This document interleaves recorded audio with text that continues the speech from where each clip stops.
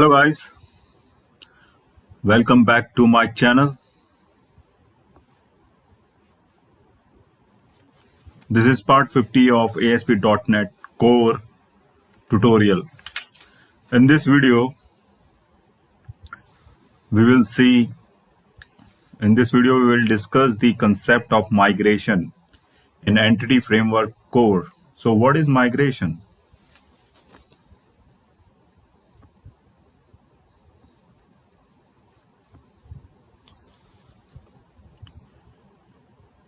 Migration is an Entity Framework Core feature that keeps the database and our application model classes, also called entity classes, in sync with each other.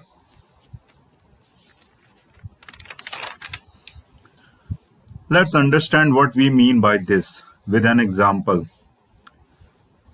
At the moment, when we run this sample project that we have been working with so far in this video,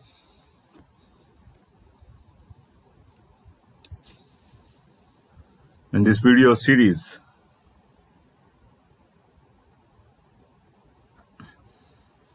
run this.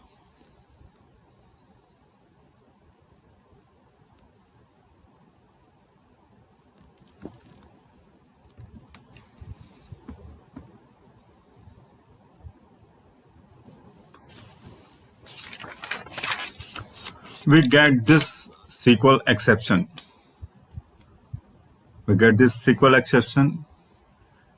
Cannot open database employee DB34.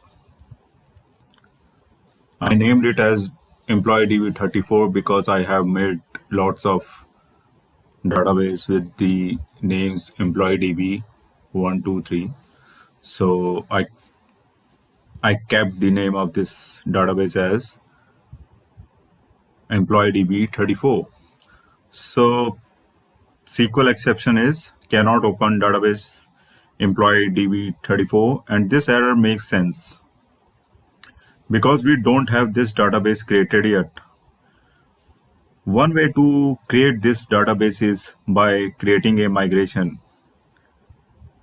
first and then executing that migration.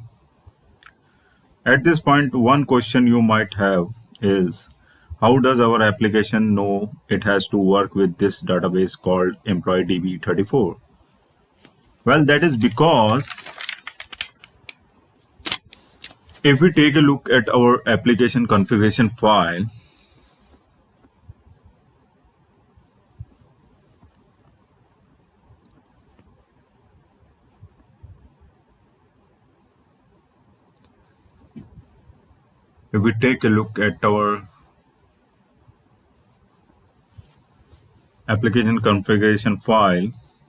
that is this app setting.json file.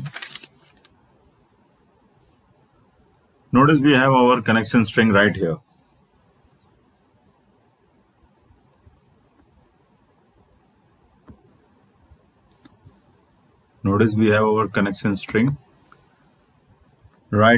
And we have specified the database name as employee DB34.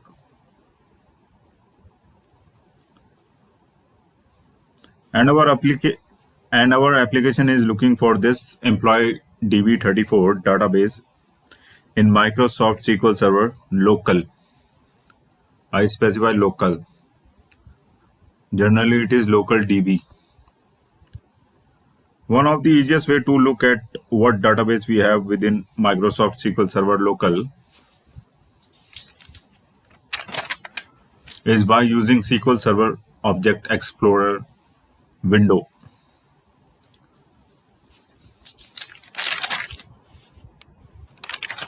So how to get to this SQL Server Object Explorer window? Go to menu, other window.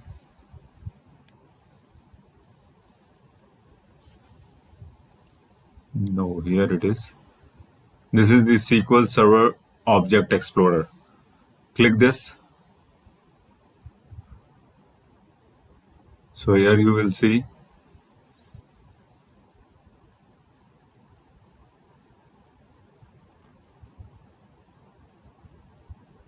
Open the database, system database.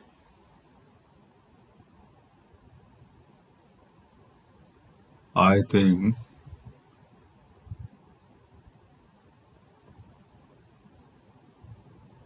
we need this one, local DB.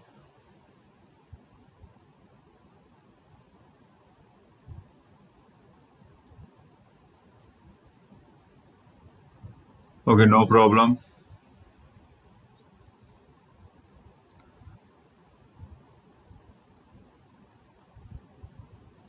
Now what?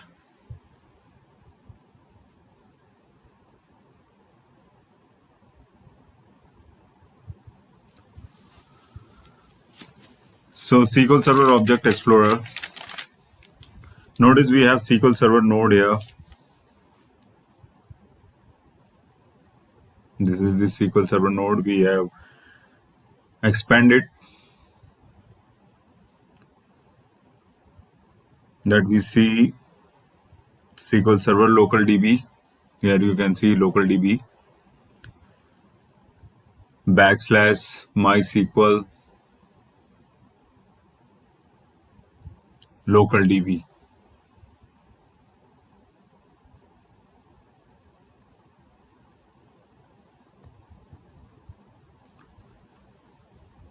When we expand that, we have that database folder. This is the database folder. When we expand that, notice we don't see a database with name employee DB. Do you see any database with name employee DB34?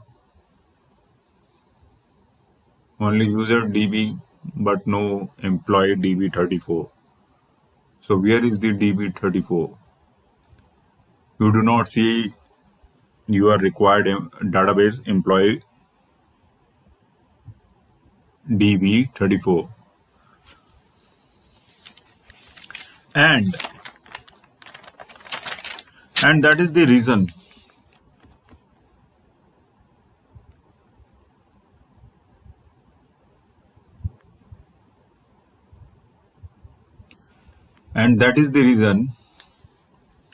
we are getting this SQL exception.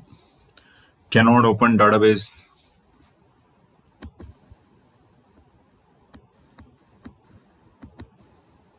Cannot open database employee DB 34.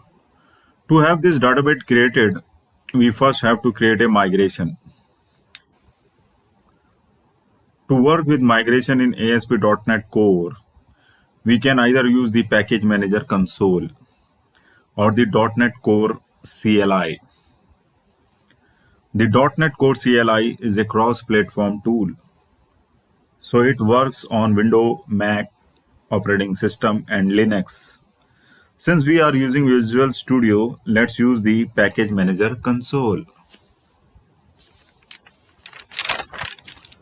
To get to it, click on View. So go back to Visual Studio.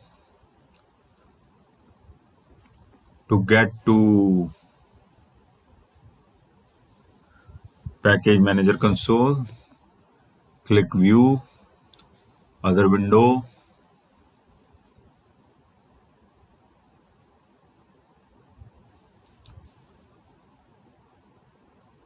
Here is the Package Manager console. Click this. So we get this.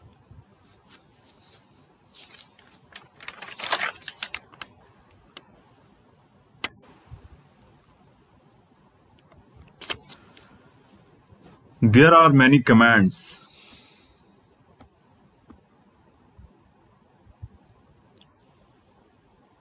There are many commands related to migration. Let's look at some of the common ones.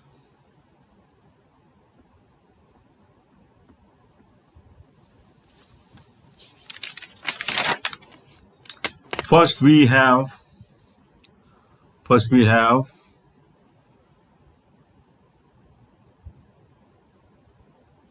get-help. command, as the name implies, this command provides help.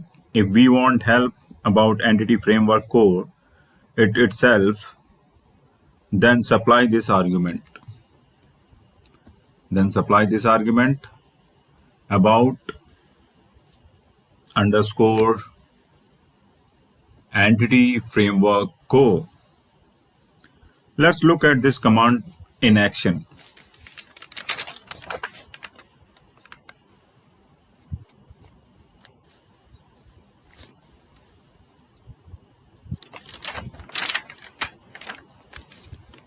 So go back to Visual Studio in the console package console manager console. The command is get dash. Notice when I type get dash,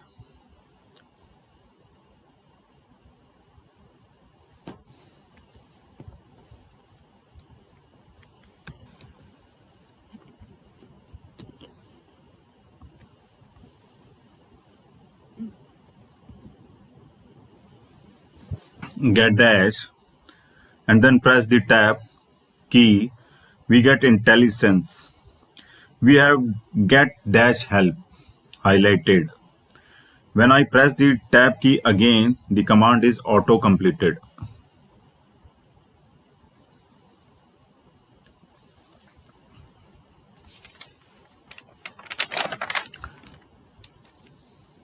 The command is auto completed. We want help about entity framework core. So I supply the argument. I supply the argument about underscore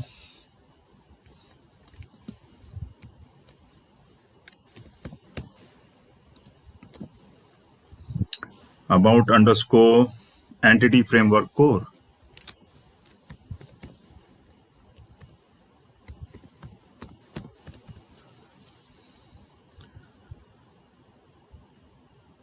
So this is the command about underscore entity framework. I did not specify work. Entity framework core.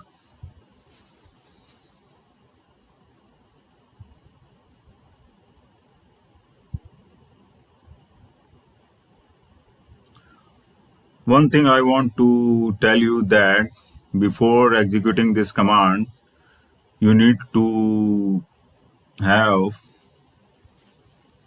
install this package.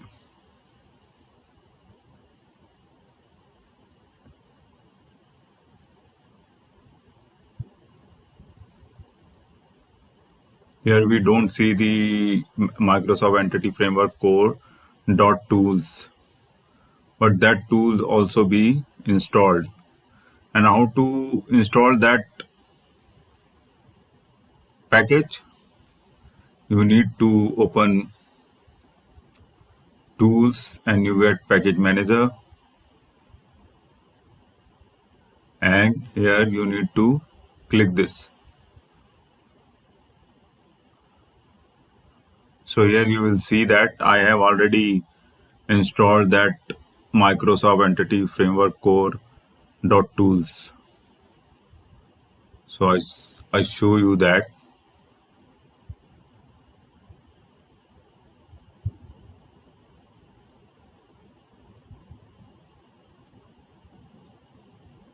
So I show you here this one. You need to install this framework, Microsoft Entity Framework Core, and I need this version.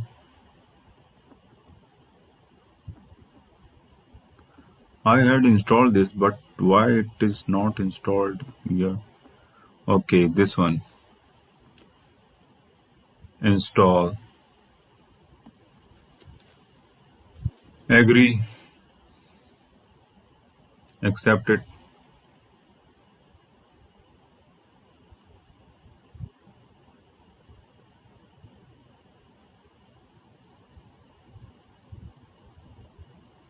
Okay, now it is installed now.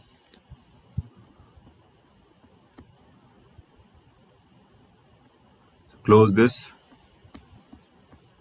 and close this also and check here.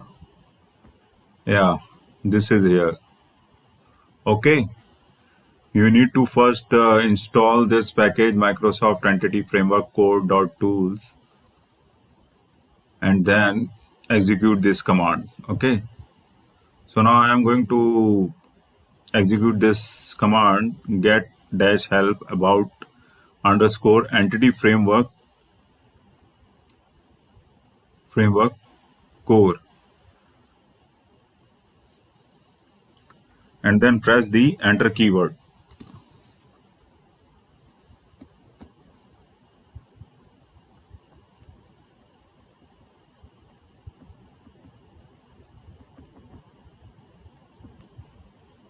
Okay, we have execute, executed this command and you can see here entity framework core symbol topic about underscore entity framework core. Okay, so there we go, the command completed and we see lots of help text related to entity framework core.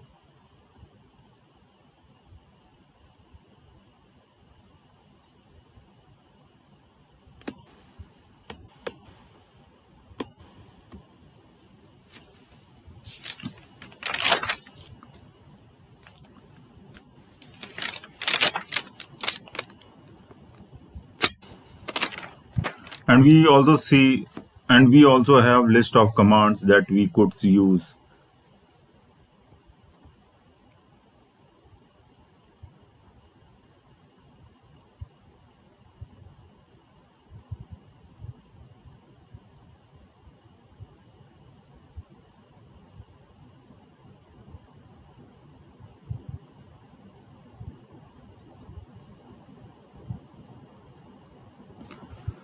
And we also have list of commands that we could use if we want help with any of these commands.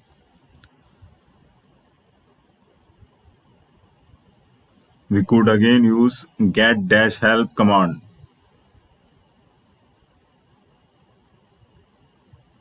For example, if we want help with using add migration command, we supply add dash migration command as the argument to get help command. So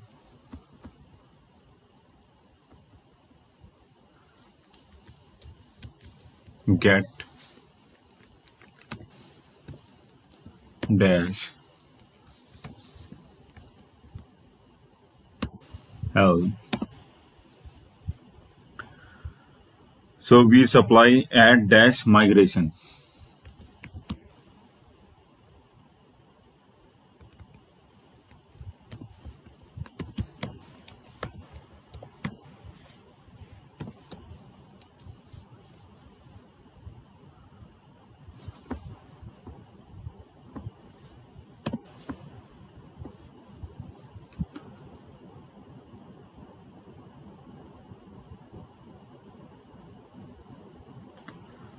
So we supply add dash migration command as the argument to get dash help command.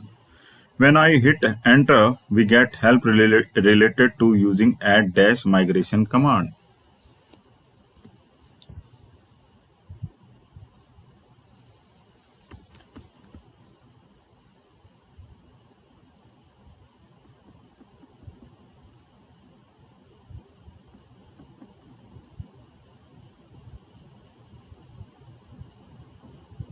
So you can see it here.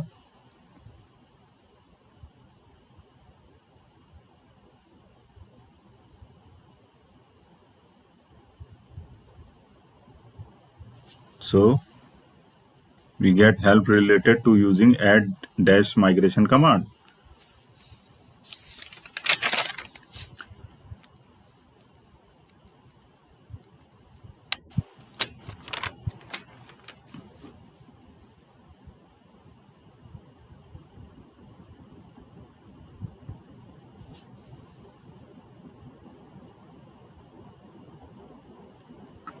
We use add dash migration command to add a new migration. So let's use the command add dash migration.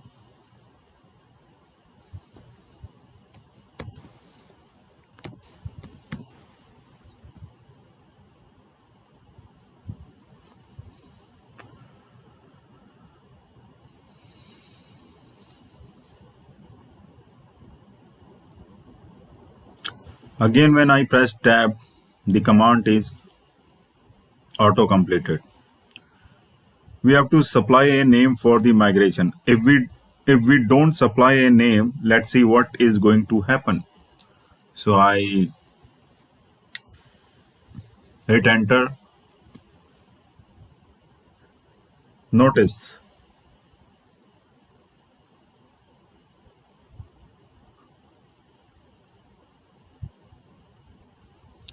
we have a prompt. Notice we have a prompt supply values for the following parameters. Name. We have to supply a name to create the migration. Since this is our initial migration, let's name our migration initial migration. So initial migration.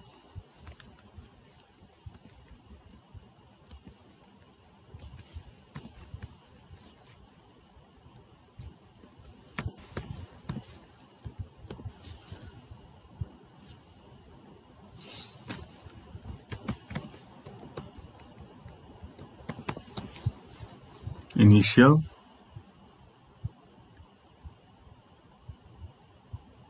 migration. And then hit the enter key.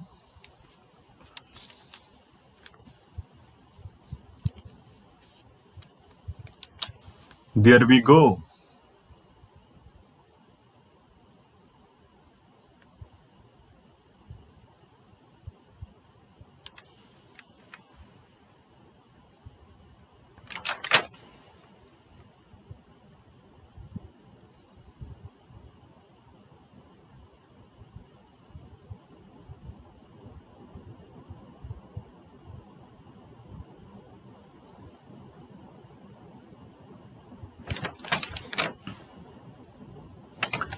There we go.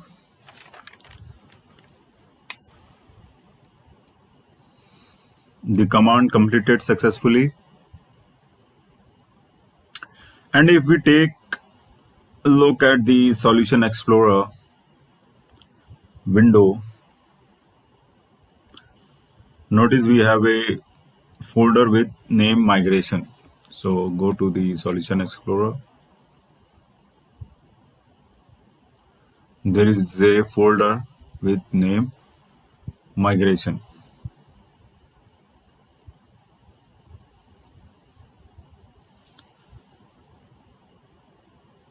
Notice we have a folder with name migration created within our project. Inside this folder,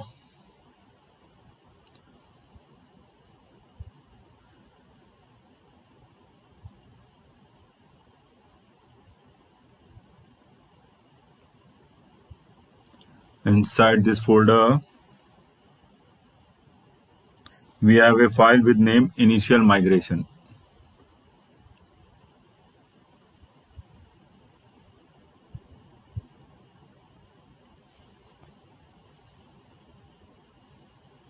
And in this file, we have code to create a table.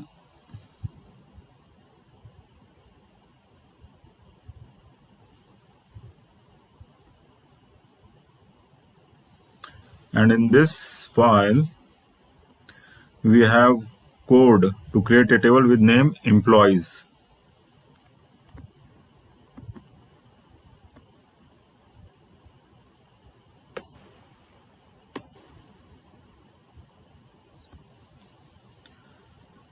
And inside this table, we have these columns: ID, name,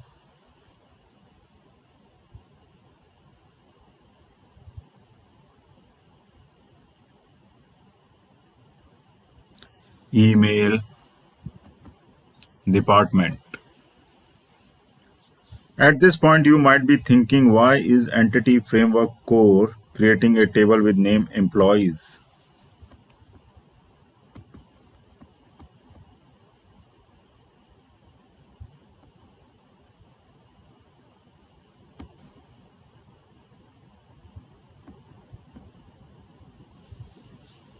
Well, that is because if we take a look at this app.db context file,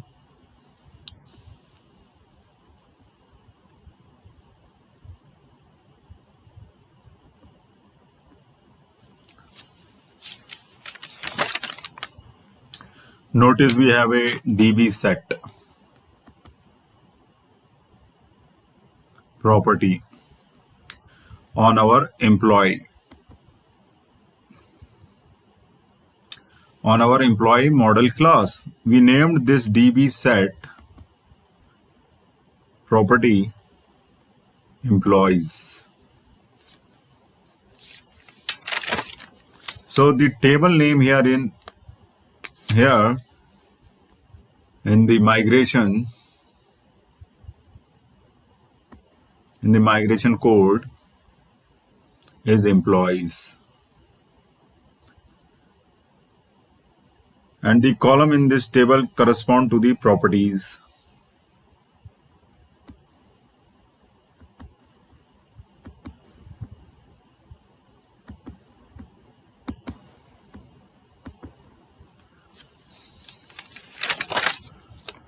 That we have in our employee model class.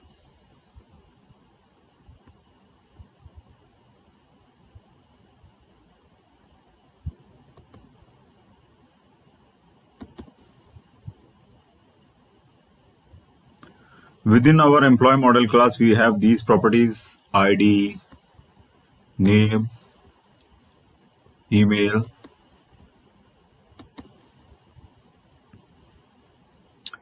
and department.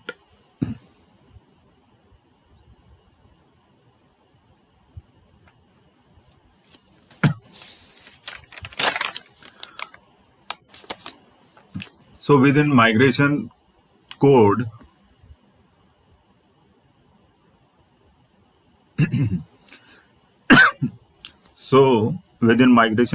we have the corresponding columns.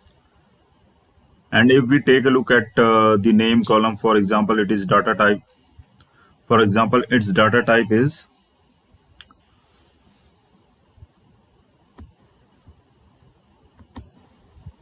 string.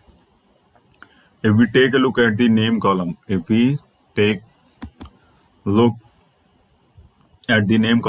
for example, its data type is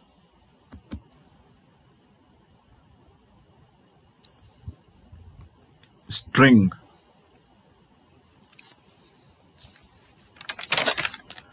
Because the name property data type within our model class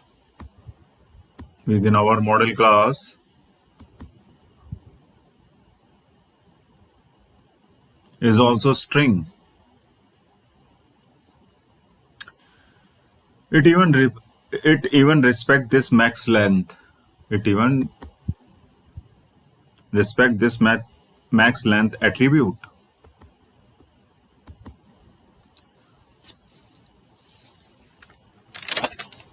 So if you look at the name column within the database,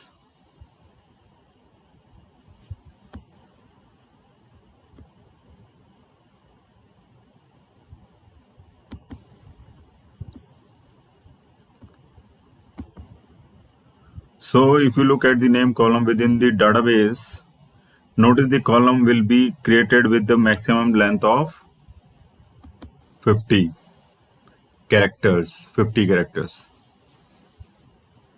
Now to add this migration,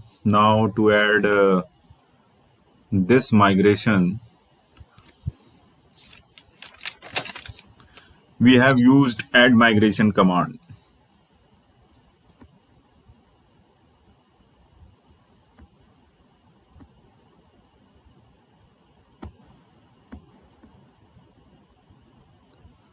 We have used add migration command. We don't have this employee table created yet.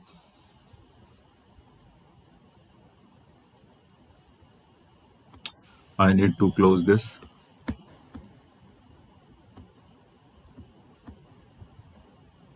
We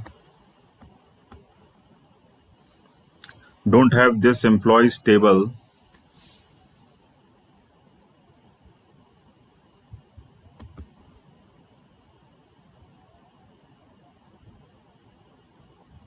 created yet because we have not executed the migration. We have not executed the migration. To execute the migration, we use update database.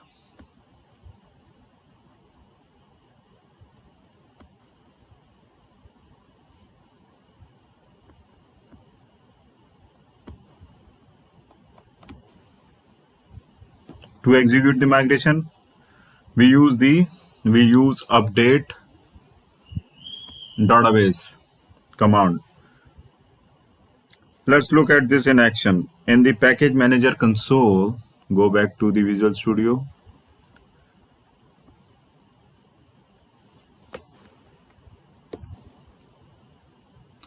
In the package manager console window, let's execute update dash database.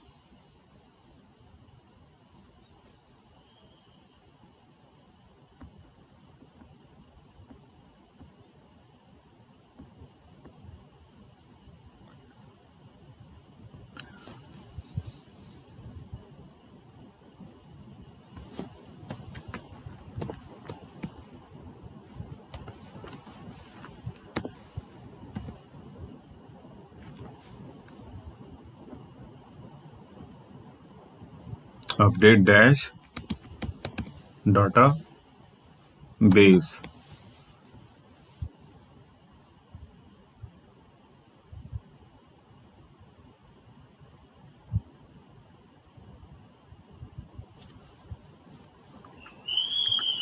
Up, update dash database command. There we go, the command completed. So execute this command, update dash database.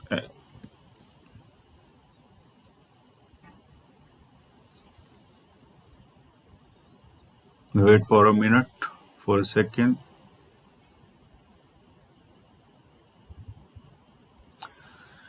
There we go, the command completed with the update database command. We can specify a migration. When we specify a migration,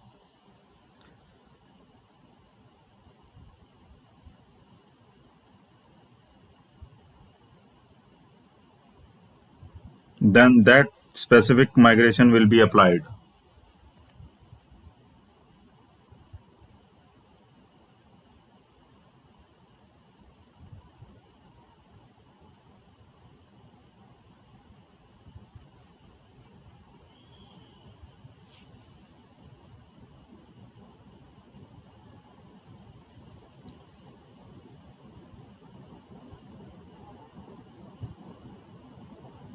With the update database command, we can specify a migration.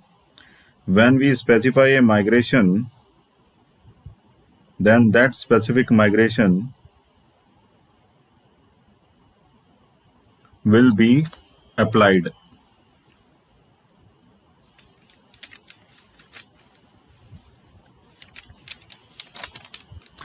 Because we don't have the database. So notice here we have create a database command.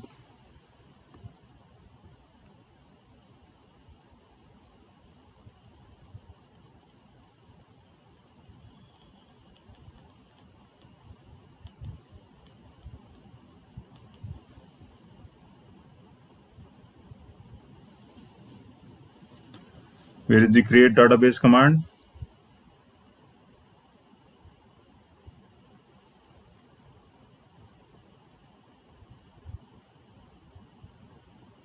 Let me check.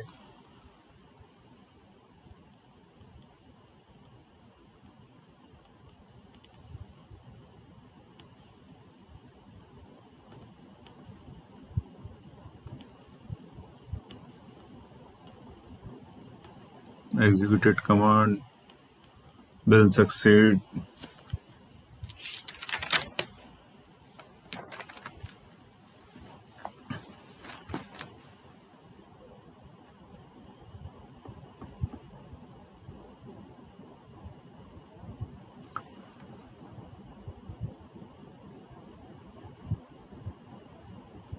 Begin.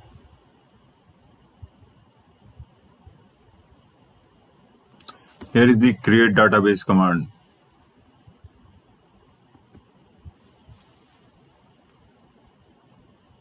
Employee DB34. Okay.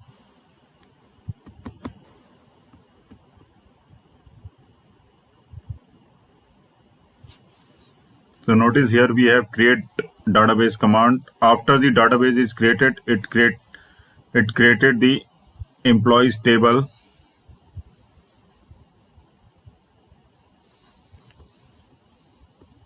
Where is the employee tables?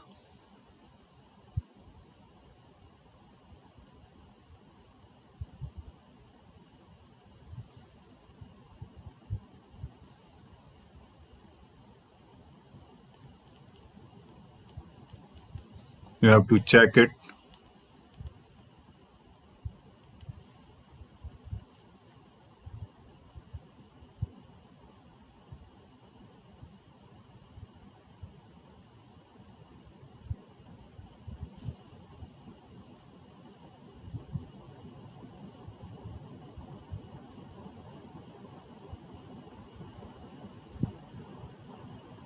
Go down, scroll down.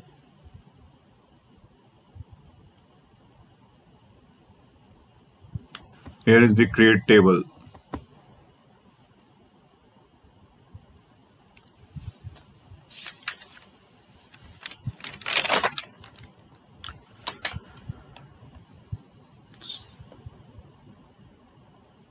So it created the employees table within that database. We can confirm that by refreshing the database folder here.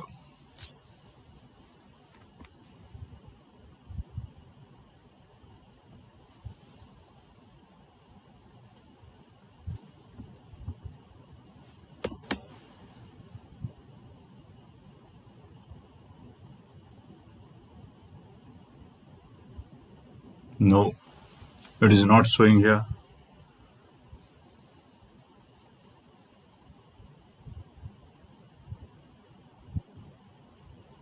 Do you see it here? No, sir. Why it is not appearing here?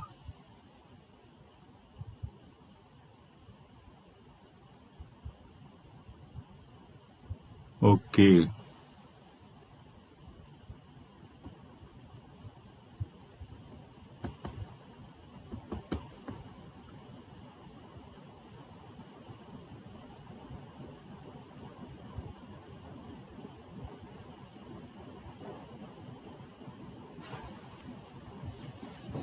In the SQL Server Explorer, I do not see that it should be here.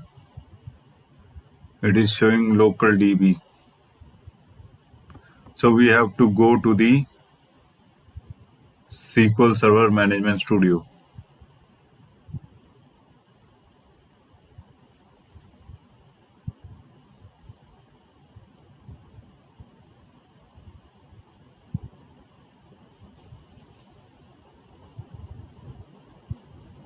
Why it is not showing here? What is the question? I think this local DB has something.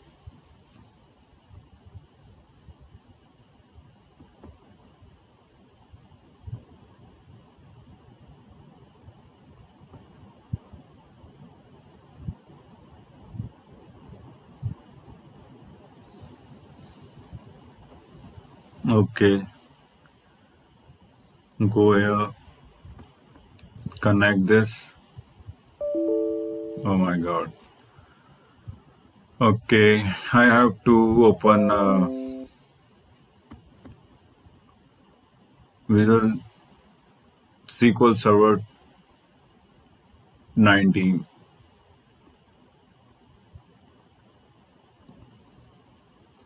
So why this is not showing that, though it is a project employee management? Refresh.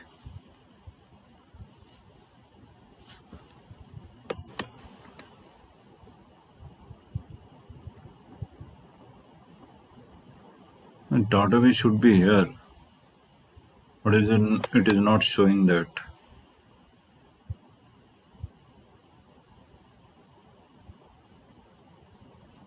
Okay, I have to go here.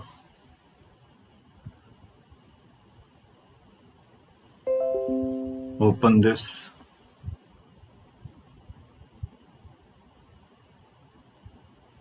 Here it is. Employee DB34 is created now.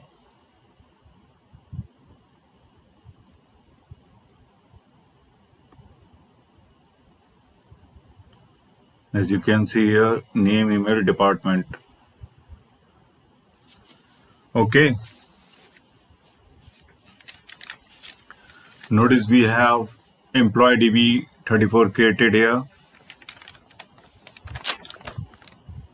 Within that, we have employees table, and the employees table has ID, name, email, and department column. It is created with a maximum length of 50. Name column. Look at the name column. It is created with maximum length of 50.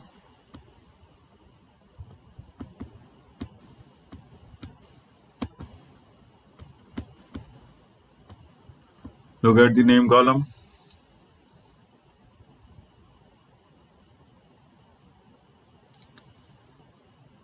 It is created with a maximum length of 50 characters.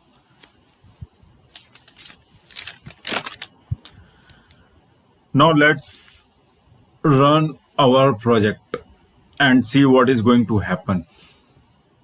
So guys, here in this SQL Server Explorer,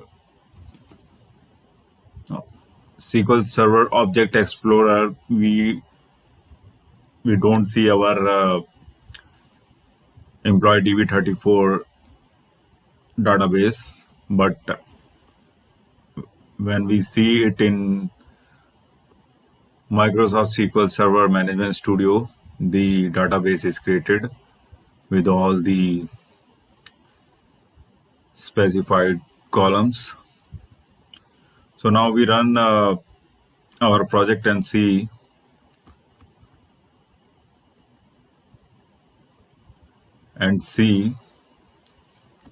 what is going on.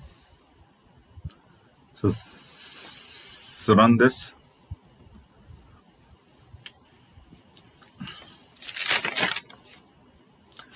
Notice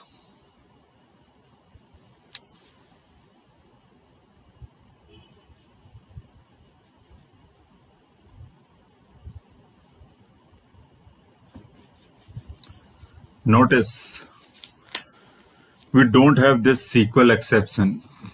Notice we don't have this SQL exception, cannot open database employee DB34 anymore, because we have because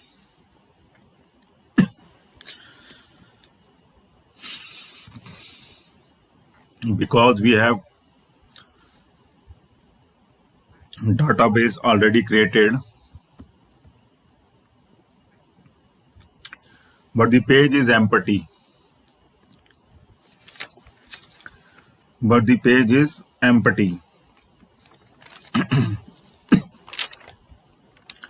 That is because at the moment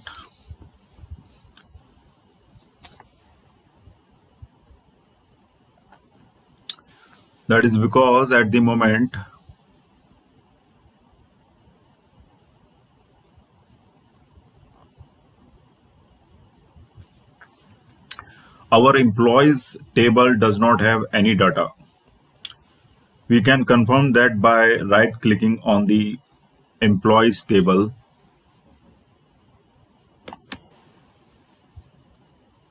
and then select the option View Data.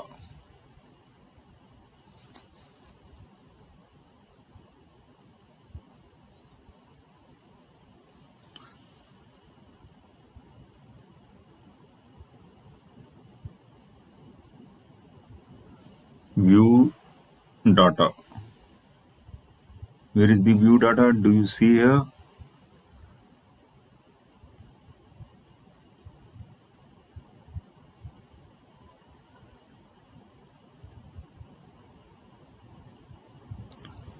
Okay, we need to click this design.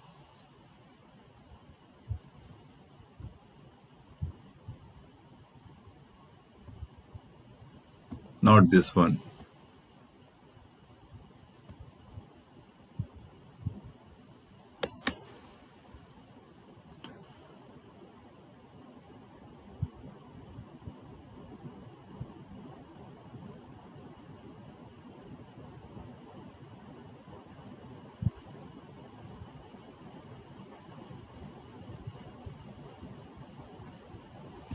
So we need to, what we need to do, click on employees table and click at the edit top 200 rows.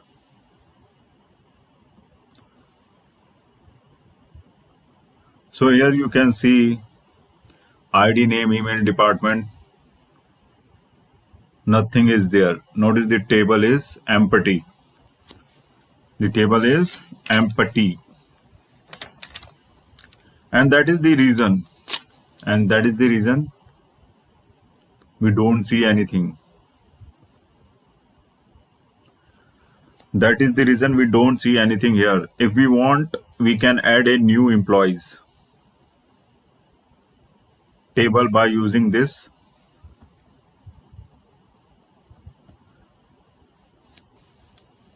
By using this create form, by using this create employee form. But we are going to take a different approach. We will discuss how to seed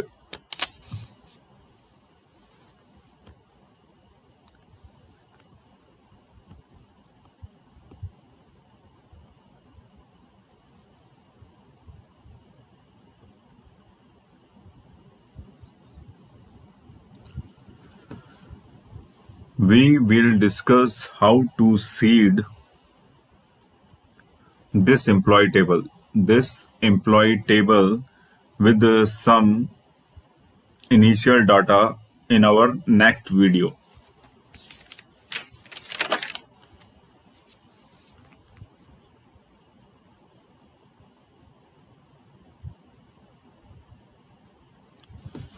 That's it in this video.